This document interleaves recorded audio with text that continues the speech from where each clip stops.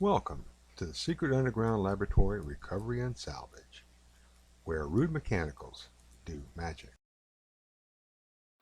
Hello, I'm Bronze Age, Director of the Secret Underground Laboratory Recovery and Salvage. And today we're at the lamp bench where we are going to go on an adventure. This is a style of lamp today known as the Gone with the Wind lamp because they were used for set dressing in the movie. It's actually a Victorian design, never would have been seen any time around the Civil War where that movie was set. There's a chimney at the top, another globe about which would be painted with this same sort of motif would be set down over this chimney and rest on this ring right here. And when it came time to make the movie, apparently the set dressers went out and found a bunch of these old oil lamps and converted them to electric. Soon after that, regular lamp manufacturers started making them available in electric, and what they all had was an unusual feature, which was a nightlight in the base. Now, what's unusual about this one? This started out life as an actual oil lamp. Now, apparently someone was inspired by the factory-made Gone with the Wind lamps and took their old oil lamp and converted it. The movie came out in 1939, but this push-through socket with the red switch on one side and black on the other usually is seen in lamps from the 20s into the 30s. So they may have taken pieces off of another lamp that they had in order to put this one together. The bottom here has two full-size Edison sockets and Edison bulbs in here, which is very inconvenient because it's impossible to change these bulbs without taking the entire thing apart. The adventure I promised is that I have to wire this up to modern standards so it'll be safe to use. And every one of these is a little different. So at this point, I really don't know how I'm going to do it. But I'll just have to figure it out as I'm going along. Now, it's obvious that you can't be pushing a push-button socket inside of a chimney, inside of a globe. So the person who designed this conversion put two little turn switches down here on the foot. There's a nut in here that apparently holds everything together.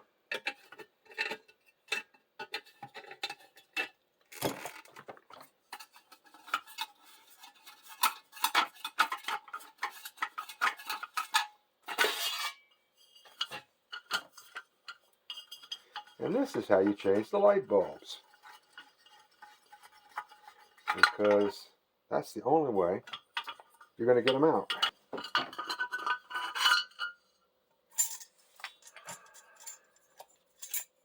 Now I've got to strip out all this wiring, these switches.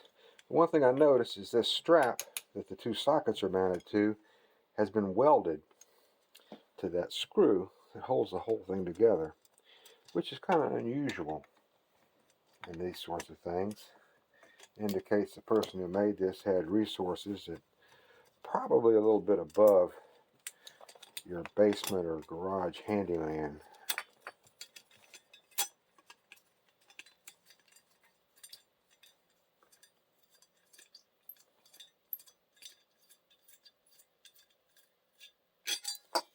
In any case, won't be needing any of this in the new piece. First stop is the Packard 12-speed precision drill press, because I've got to prepare the base to take a lamp pipe. Now I've got this piece clamped down so that it can't twist or lift, because drilling in brass is one of the more hazardous things that you can do in a shop. When you're drilling steel, the pieces chip off and they just fall away. When you're drilling brass, they tend to come off in ribbons and curl up around the drill bit, grab the work, and then suddenly you've got this thing spinning at 1500 RPM, which is what we're running on this one right now.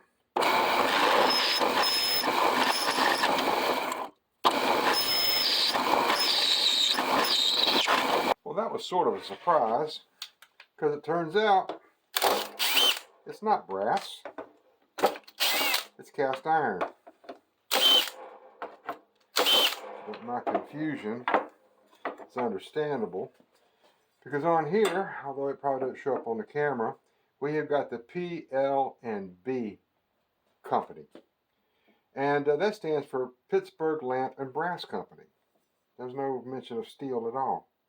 The Pittsburgh Lamp and Glass Company shows up in the records around 1900, which seems to be kind of a strange time to be getting into the oil lamp business. I imagine there probably were some other company before that under a different name. And I haven't gone into it deep enough to see if they converted over to making electric lights or they just wrote it down like the Buggy Whip factory.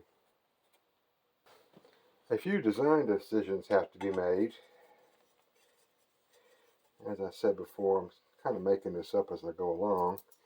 These are the sockets I'm going to use for the night lights. And this is a type called slip hole. I guess because this slips over the pipe. But I want to have them down somewhere about like that. So I will mark my pipe right here. This is threaded lamp pipe. It's sold in pieces from 1/2 inch up to 3 feet long.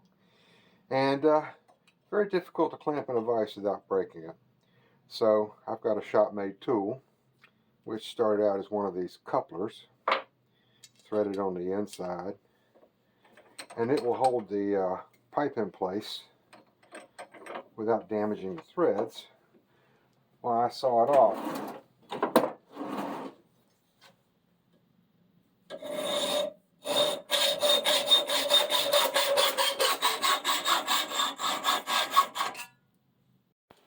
The hacksaw is not a precision instrument.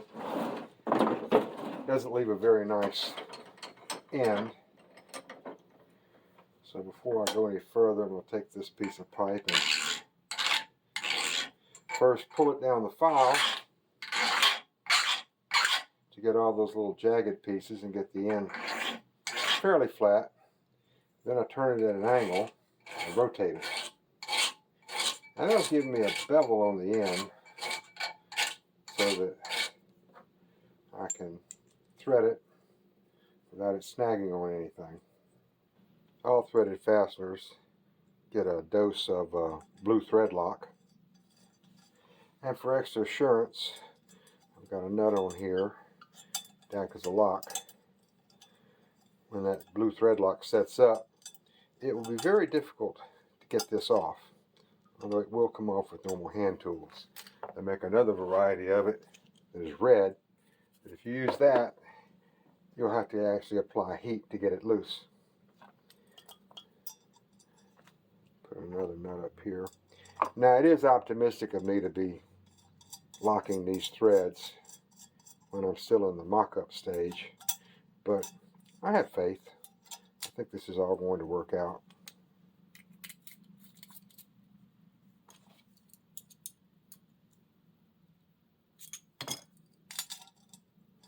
A little more.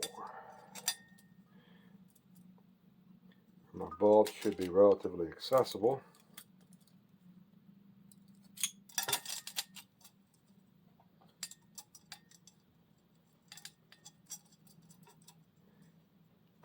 And then a piece of hardware called a hickey. And this is so that the wires can get to the sockets here. Now the hickey means this piece is not going to fit. That's fairly easy to take care of, although I do it at my own peril. I'll clip this out and clean these edges up so they're nice and smooth. But it's at my peril because there is a hardcore cadre of oil lamp enthusiasts that think that converting an oil lamp to electric is some sort of sacrilege, and butchering one up so that it can be electrified is the worst of it. However, all this piece is just so that air from underneath can get up to the burner. This is not going to affect the functioning of the lamp. And because of this particular design of lamp, which had a round wick instead of the flat bar type wick, is that there's a clean hole all the way through there. And so this piece here, which is the actual burner, could be restored with really nothing more than just a new wick in it and some lamp oil. So let's hope this dissuades an angry mob armed with pitchforks and oil lamps gathering outside my door. It's time to start thinking about wiring this thing up. Now, if this was a regular store-bought factory-made Gone with the Wind lamp, it would have this kind of socket in it, which has 3 screw terminals. The extra screw terminal goes down to the nightlight sockets. And the sequence is off, then top light on, bottom light on, both on, then off again. The same kind of sequence can be achieved with a 3-way line switch, where you just wire it up so that you again have one going here and then the other going to this one, and you get the same sequence. However, we have 2 fixture switches, which the customers requested that we keep it basically wired the way it was when they got it. So that's what we're going to do, and it makes some things simpler, some things a little more complicated, but it all works out. Having an extra switch and an extra socket means that the order of worship is going to be altered just a little bit, but the sermon remains the same, and I'll hit all the high points. And I do this in every video because it's just that important. But it starts off getting the cord up through the pipe here and tying a knot in it, because this is what's going to prevent the cord from being yanked out of the lamp and from underneath any of the screw terminals and any of the connections. It'll get caught right there, and of course you can drag it off the table, but that's a whole different kind of problem than having loose wires inside of a steel pipe and shocking somebody when they go to pick it up. Now, I'm going to address the night lights first. Basically, we've got a switch, got a socket, we've got a cord. Now, all cords made in North America for lighting, they come with this duplex type system. One side is smooth, one side has ridges. The side that is smooth always goes through the switch, and that doesn't matter if it's in this kind of a socket or this kind of a switch here. That's always the side where the switch is. The other side with the ridges goes to the silver screw on the socket. In this case, we have a silver screw and a brass screw. The switch goes to the brass screw, the ridge wire goes to the silver screw. Now, since I've got 2, I've got to tee this off so that this wire goes to both of the brass screws at the same time. I start with making a junction here on this short piece of wire. Strip the insulation off in the middle and twist it very tight, and then get out my soldering gun and some rosin core solder, and that ensures a good connection which will never get loose or lose its conductivity.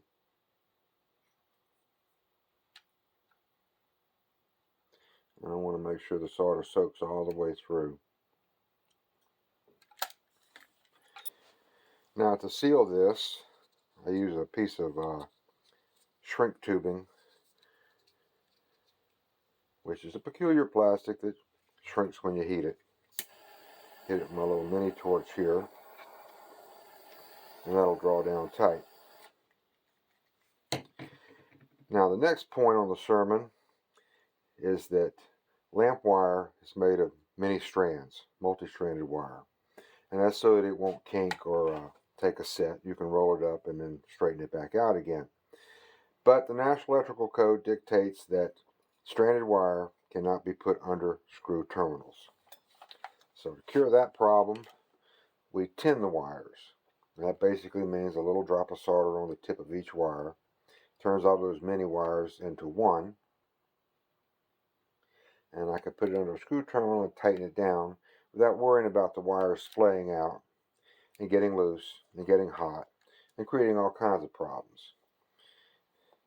If you ever have to take a lamp apart and you find the wires have not been tinned, you've either got a very old lamp or you've got one that was done basically by somebody didn't know what they were doing. Each of these wires will get put underneath the brass colored screw. Wrap it around the screw clockwise so that when you draw it down, it pulls the wire under the screw instead of pushing it off.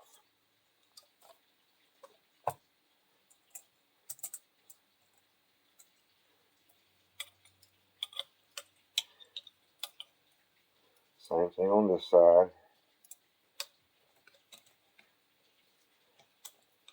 And it's really not complicated at all. As long as you just keep it straight. But the smooth goes to brass, and brass goes to brass. There's another technique for wiring two sockets that are close together.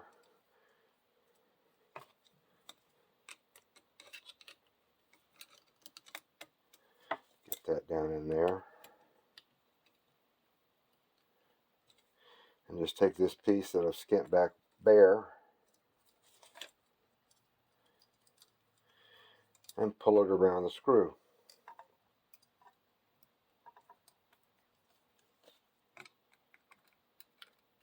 And in some cases that can make it a little simpler. On a project like this, you've got to keep thinking ahead so that you don't paint yourself into a corner, or more appropriately, wire yourself into a globe. Because all of this has to be complete before the lamp can be assembled. And the last step is wiring the socket.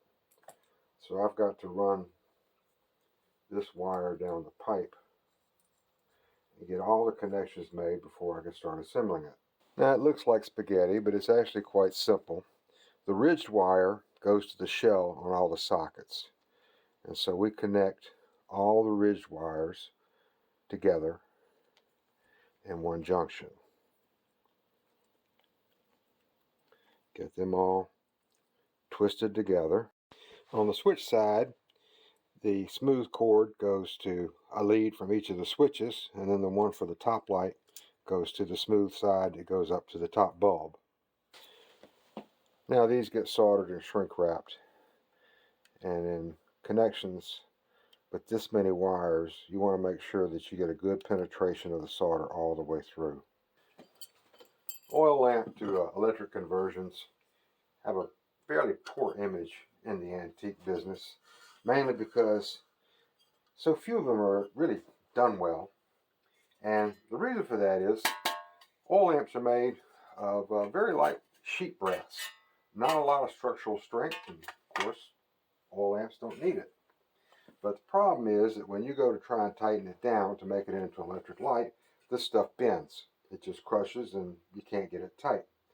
So to prevent that, I've got this nut here on the pipe. I've got a check ring which will fit down in this burner here. And what I'll do is tighten this down just enough to keep all this from slipping and rattling, but not enough to actually squeeze it down and distort any of the pieces under it.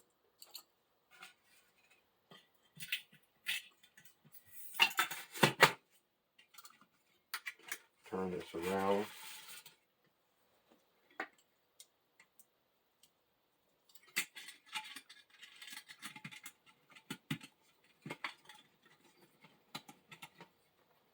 Get the nut started and tighten it down.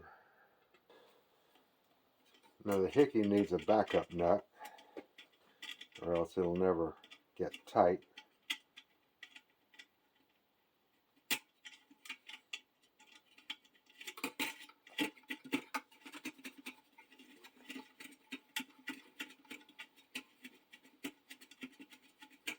And a liberal dose of thread lock.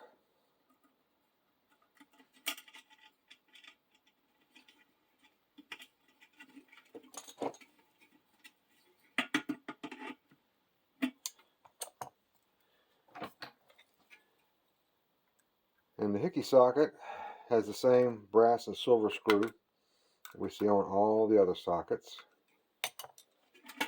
The smooth wire goes underneath the brass screw.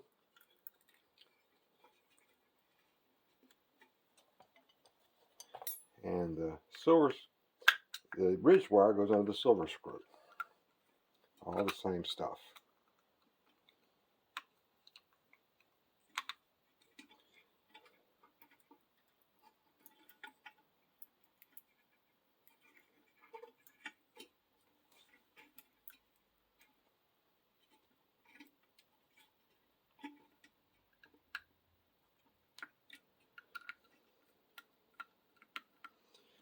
Now, interestingly enough, that was the easy part. There is a little tiny screw that drops down in a hole here, and that's what connects the hickey to the socket. And I'm just going to reach up underneath here and grab a hold of that white wire and try to pull it down. Now with the wire pulled down, I'm going to line that hole up, drop that little screw down in there.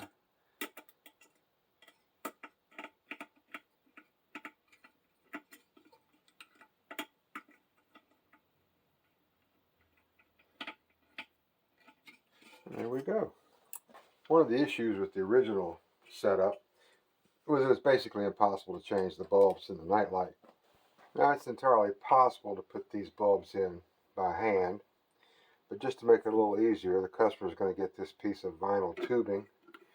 I believe it's 1 inch.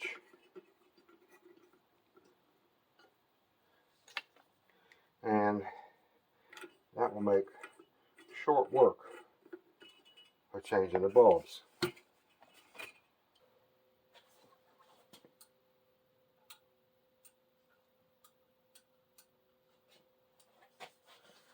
This is Bronze Age for the Secret Underground Laboratory Recovery and Salvage. Thank you for sitting through this video about bringing a 1900s oil lamp into the 21st century. And I would really appreciate it if you would give it a thumbs up. Subscribe if you haven't already. Any questions or comments are always welcome. I'll answer any question about anything, but I prefer lighting and furniture type stuff. So again, thank you for watching.